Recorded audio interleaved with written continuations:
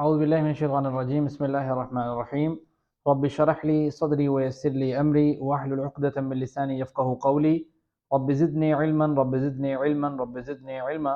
آج ہمارا لیول 5 کا لیکچر نمبر 17 ہے، اور لیکچر نمبر 17 میں آپ کو پتہ ہے کہ ہم لیول 5 کے اندر ویسے بھی پہلے سپارے کے آخری پاؤ کو دیکھ رہے ہیں قرآن کریم کے پورشن میں، اور آج ہم آخری پیج کے اوپر آ چکے ہیں پہلے سپارے کے، اور وہ آیات نمبر ہیں 135 اور 136، اور جس کا جو ہے نا وہ ہنٹ یا اشارہ جو ہے وہ یہ ہے کہ ہو جاؤ یہود و نصارہ۔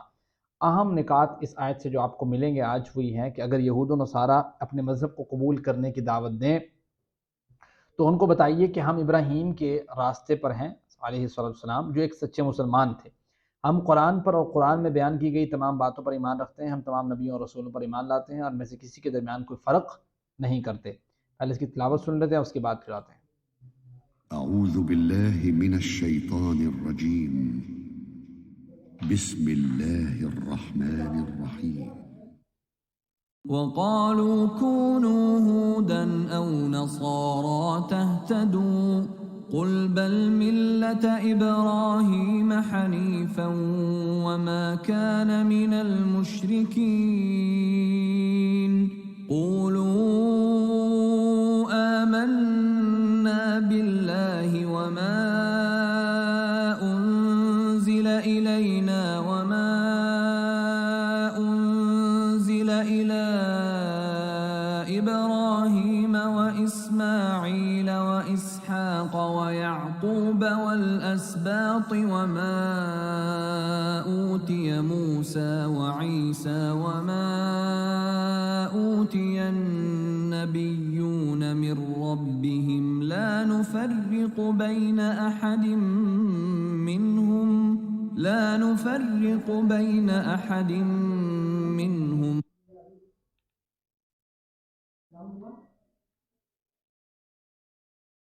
جی غلطی سے بند ہو گئی، لا نفرق بین احد منہم ونحن له مسلمون۔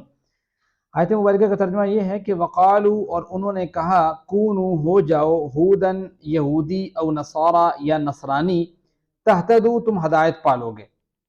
قل، ان سے کہیے، بلکہ ملت ابراہیم، دین ابراہیم کی، حنیفاً، ایک اللہ کے ہو جانے کی، یعنی صحیح ایک ٹریک پر چلنے کی جناب ہماری دعوت ہے۔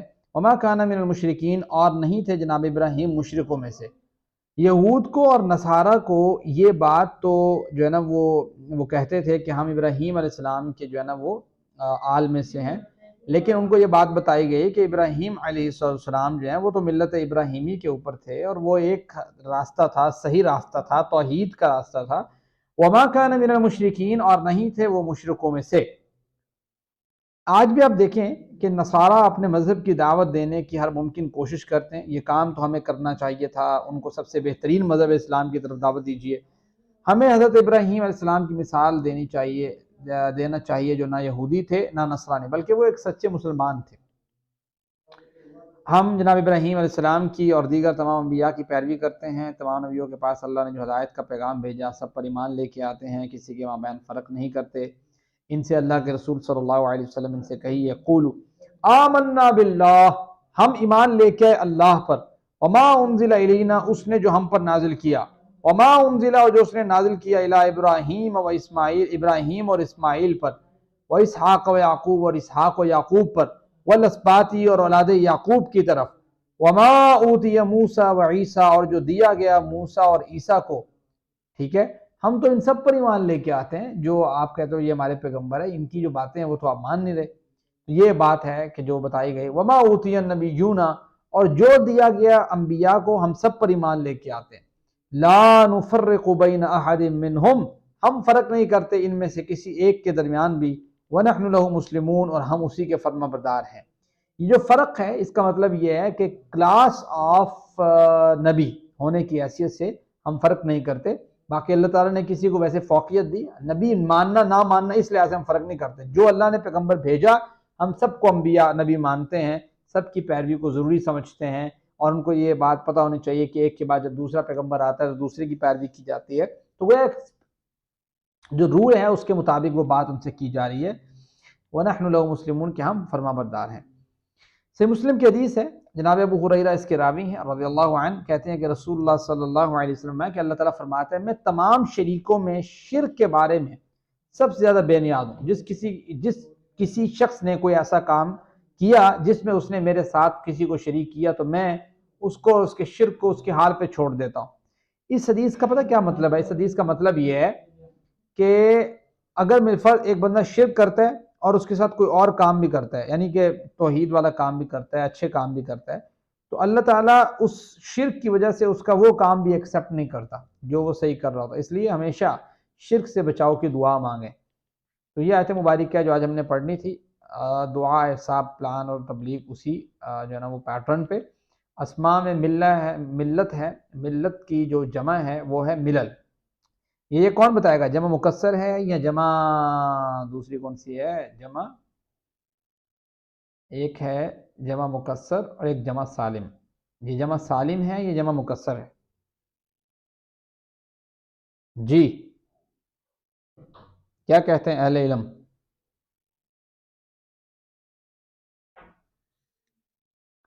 روزینہ ہیرا جمع سالم ہے یا جمع مکسر ہے؟ جی سر جمع سالم جمع سالم ہے؟ جی سر۔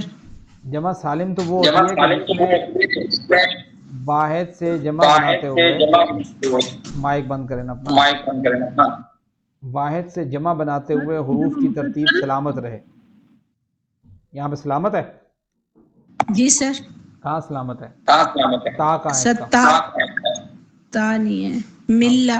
ہاں تو ملہ۔ ہاں تو پھر سلامت سر ہونا چاہیے۔ سر جمع مکسر میں تو پھر واو نون یا یا نون کا اضافہ ہوگا نا؟ وہ جمع سالم میں جمع سالم میں واو نون یا نون الف تا یہ وہ لگتا ہے۔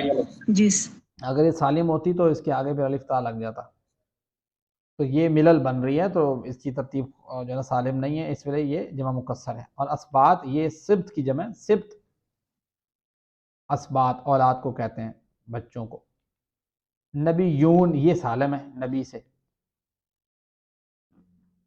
تین حروف والے صحت مند افعال کی طرف آتے ہیں، تو صحت مند افعال میں حنیفہ پہلا آپ کا صحت مند فعل ہے، جو کہ حنف یحنف سے احنف حنیف، حنف یحنف ضرب یضرب۔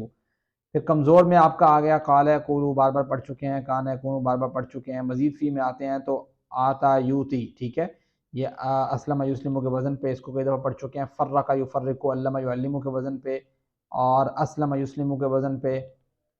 نصب کی مزید 5 حالتیں آج آپ اس سبق میں پڑھیں گے، ٹھیک ہے جی، یعنی کن کن پہ نصب آتا ہے ان کو آپ پڑھیں گے۔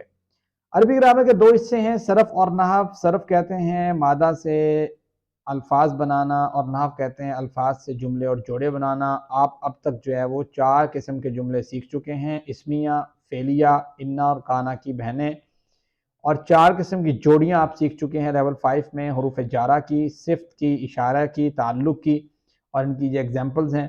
اور اس کے بعد پچھلے سبق میں آپ نے 6 حالتیں پڑھی ہیں جو کہ آتی ہیں آپ کی کس پہ، یہ ایک ایگزامپل آپ یاد کر لیں، آپ کو 6 کی 6 یاد ہو جائیں گی۔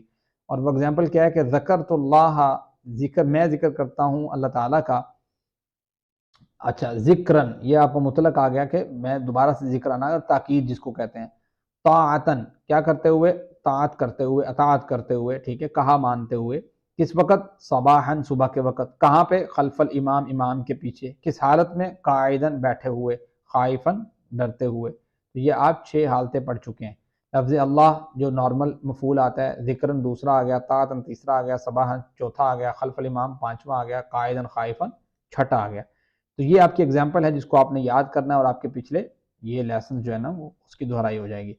نیچے کی مثال کو ذرا دیکھیے، کس کو پکار رہے ہیں؟ تعلق کی جوڑی ہے، یا رب العالمین اغفر لی، اے تمام جہانوں کے رب مجھے معاف فرما دے۔ کس پہلو سے؟ فَأَنْتَ خَيْرٌ غَافِرًا، اس لیے کہ تو بہتر ہے، معاف کرنے والا ہے۔ اِنَّ کا اسم، وَعْلَمْ أَنَّ اللَّهَ غَفُورٌ رَحِيمٌ، یہ وہ پیچھے جو ہم نے پڑھا اس کو ریوائز کر رہے ہیں ہم۔ تعلق کی جوڑی جیسے آتے ہیں رب العالمین، جہانوں کا رب، تعلق کی جوڑی آ گئی. فَأَنْتَ خَيْرٌ غَافِرًا، ٹھیک ہے، اس کے لیے کس پہلو سے کر رہے ہیں کہ اس لیے کہ تو بہتر ہے، معاف کرنے والا ہے. انت خیر غافرا، یہ آپ کا جملہ اسمیہ. پھر انا کا اسم آ گیا. وَأَعْلَمُ أَنَّ اللَّهَ غَفُورٌ، یہ انا اور اس کا اسم آ گیا. کانا آ گیا، یہ جملہ اسمیہ. فَأَنْتَ خَيْرٌ غَافِرًا جملہ اسمیہ آ گیا. اور نیچے جو ہے نا وہ اوپر تعلق کی جوڑی آ گئی، پھر انا کا آ گیا، پھر کانا کیا آ گیا، وَكَانَ اللَّهُ غَفُورًا. پھر ایک پوری جنس کی نفی، جیسے لا الہ الا اللہ، ٹھیک ہے، نہیں ہے کوئی حقیقی معبود سوائے اللہ کے. تو یہ سارے جملے بتائے ہوئے ہیں کہ جو آپ پیچھے پڑھ چکے ہیں کسی نہ کسی اینگل سے، کوئی جملہ اسمیہ کی صورت میں، کوئی جملہ فعلیہ کی صورت میں، کوئی انا کی صورت میں، کوئی کانا کی صورت میں، ٹھیک ہے. اس کے بعد سوال آپ کا یہ ہے کہ کس کو کی حالت کی مثال دیجئے. کس کو، یعنی آپ نے کوئی چیز پوچھنی ہے کہ بھئی یہ کام کر رہا ہوں تو کس کے لیے یا کس کو کر رہا ہوں. اسے پکارنے کے لیے کہتے ہیں یا ربنا، کس کو پکار رہے ہو بھائی؟ اللہ تعالیٰ کو پکار رہا ہوں. کس غوشے یعنی کس حالت میں آپ مثال دیں گے تو کیا کہیں گے؟ تو آپ کہیں گے یہ کس طریقے سے ہے جی، کس کو کی حالت مثال دیجیے. یا ربنا، اے ہمارے رب، یعنی کس کو پکارنا. اور کس غوشے میں پکارنا یعنی کس مقصد سے پکارنا ہے؟ تو زدنی علما، میرے علم میں اضافہ فرما. انا کا اسم کہاں پہ ہے؟ یہاں پہ بالکل ایزی ہے، اس لیے میں اس کو خود ہی پڑھ رہا ہوں. ڈی آپشن ہے اس کا. ان ربک حکیم، انا کے اسم کی مثال دیجئے. وہ انا کی تو ایک ایگزامپل ہے ڈی والی. کانا کی خبر کی حالت بتائیے. اب کانا تو ایک ہی ہے اس کے اندر، تو ایک آپشن ہے. عربی میں ترجمہ کیجئے، اے جہانوں کے رب بخش دے مجھے. یہ آپ کریں گے جی، ہینڈ ریز کیجئے گا. اے جہانوں کے رب بخش دے مجھے. Hira Imran. Sir B. B very easy. یا رب العالمین اغفر لی. حل کان الانسان کفورا، کیا انسان نہ شکرہ ہے، کفر کرنے والا ہے، انکار کرنے والا ہے؟ اگر حل میں آئے گا تو جواب کیسے دینا ہے اس کا؟ ہینڈ ریز کیجئے گا اس کے لیے. جی ہیرا عمران. سر ڈی. کون سا؟ ڈی. سر ڈی، نعم کان الانسان کفورا. ٹھیک ہے، ڈی آپشن بالکل ٹھیک ہے. حل تشہد ان محمد رسول اللہ، کیا آپ گواہی دیتے ہو کہ یقیناً اللہ کے محمد صلی اللہ علیہ وسلم اللہ کے رسول ہیں؟ کیا جواب ہو سکتا ہے؟ بولیں. جی روزینہ سوری. حل تشہد ان محمد رسول اللہ. جی سر سی. جی گڈ، ماشاءاللہ. حل اللہ خیر غافرا، کیا حل اللہ خیر غافرا، یہ بالکل ایزی ہے کیونکہ اس کا جواب غافرن میں آنا تو وہ ایک ہی ہے، صرف بی آپشن. ساتویں چیز وہ یہ ہے جو آپ حالت نسبی والی پڑھ رہے ہیں، وہ یہ ہے کہ کس کو پکار رہے ہیں. تعلق کی جوڑی میں قرآن سے مثالیں آپ دیکھ چکے ہیں، جیسے اہل الکتاب، یا جیسے ہوتا ہے نا اہل الکتاب سے جب آپ اس کو پکاریں گے نا تو آپ کہیں گے یا لگائیں گے شروع میں. تو تعلق کی جوڑی کے ساتھ جب یا لگے گا نا، جیسے یہ لگا ہوا ہے دیکھیں، یہ اصل میں اہل الکتاب، یہ مضاف مضاف الیہ تعلق کی جوڑی، کتاب والے. اس کے ساتھ جب کسی کو پکاریں گے نا آپ، یا لگائیں گے شروع میں، تو تعلق کی جوڑی کے ساتھ جب یا لگے گا تو یہاں پہ زبر آ جائے گی. اہل الکتابی کی جگہ کیا آ جائے گا؟ یا اہل الکتاب، لام کے اوپر زبر. یہ جو اب زبر آئی ہے، یہ نصب جو آیا ہے وہ تعلق کی جوڑی پہ جو آپ نے پکارنے کا پورشن داخل کیا اس کی وجہ سے آیا. جیسے آپ نارملی کہیں گے نا تو آپ کہیں گے عبداللہ، ٹھیک ہے، لیکن جب عبداللہ تعلق کی جوڑی ہے نا، آپ جب اس کے ساتھ یا لگائیں گے تو وہ کیا بن جائے گا؟ کیا بن جائے گا بھائی؟ روزینہ.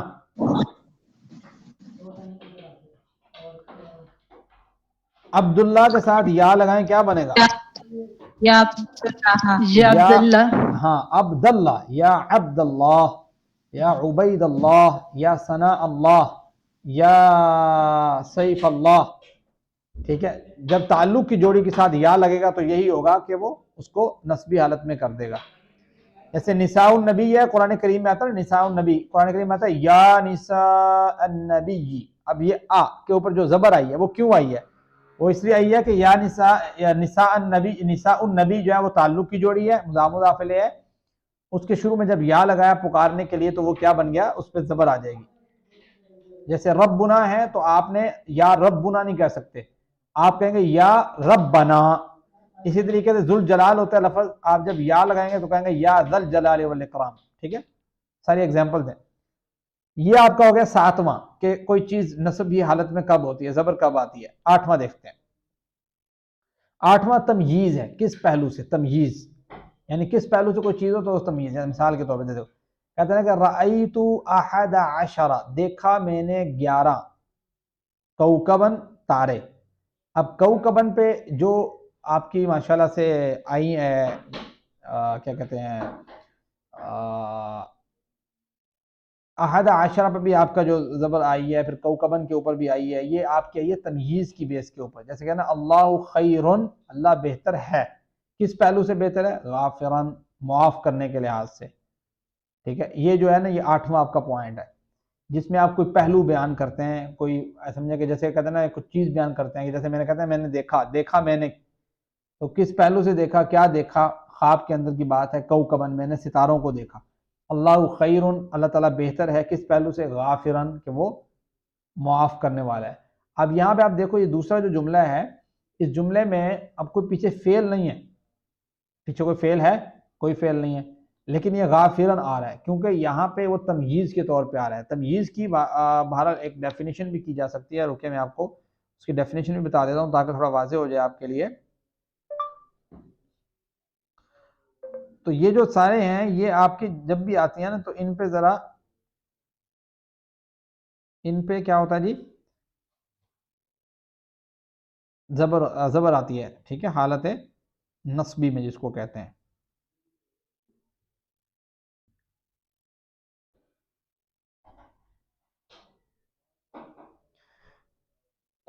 تمییز کی جو ہے نا وہ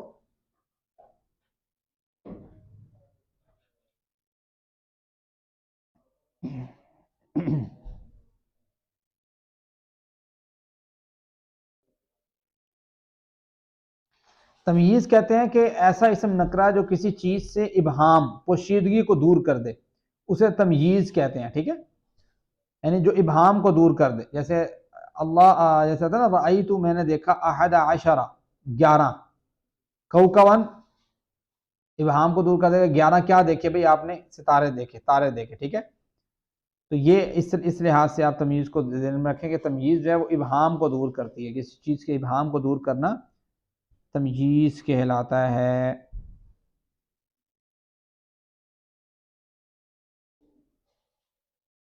تو اس کا مزید جو ہے نا ہم اور بھی چیز دیکھ لیں گے انشاءاللہ ایسا ایسا نا، اللہ سمجھ آ جائے گی. اس کی ایگزامپل وغیرہ دیکھیں گے تو آپ کو مزید اس کی سمجھ آ جائے گی کہ کسی چیز کے ابہام کو دور کرنے کو تمییز کہتے ہیں. تو جب بھی کوئی لفظ کسی چیز کے ابہام کو دور کر رہا ہوگا تو وہ وہاں پہ زبر اس کے اوپر آتی ہے، اس وجہ سے چونکہ وہ ابہام کو دور کر رہا ہے. وہ ابہام کو دور کرنے والے الفاظ اس میں نصب آتے ہیں. اب اسی طریقے سے جو انا ہے، انا اور اس کی جو بہنیں ہیں وہ اپنے اسم کو نصب دیتے ہیں، تو یہ بھی نصبی حالت ہوتی ہے. جیسے یہ بھی پتہ ہونا چاہیے آپ کو، تو یہ آپ نے پہلے بھی پڑھ چکے ہیں. ان اللہ، لفظ اللہ پہ جو زبر آ رہی ہے وہ اس وجہ سے آ رہی ہے، وہ انا کی وجہ سے آ رہی ہے. ٹھیک ہے، یہ نصبی حالت. ان ربک، جو ربا پہ زبر آ رہی ہے وہ بھی انا کی وجہ سے آ رہی ہے. اشہد ان محمد رسول اللہ، تو محمدن پہ جو زبر آ رہی ہے وہ بھی انا کی وجہ سے آ رہی ہے. اور کانا کا جو ہے وہ اس کا تھوڑا الٹا ہے. کانا اور اس کی جو بہنیں ہیں وہ اپنے جو خبر ہے اس کو ذرا رفع دیتی ہیں. جیسے وکان اللہ غفور الرحیمہ، غفورن اور رحیمہ کو جو زبر دی ہے، علیمن اور حکیمہ کو جو دی ہے، اور کفورہ کو جو دی ہے، تو یہ اپنے خبر کو نسبی حالت میں دیتے ہیں. تو یہ بھی نسبی حالت کی 10 قسمیں ہوں گی.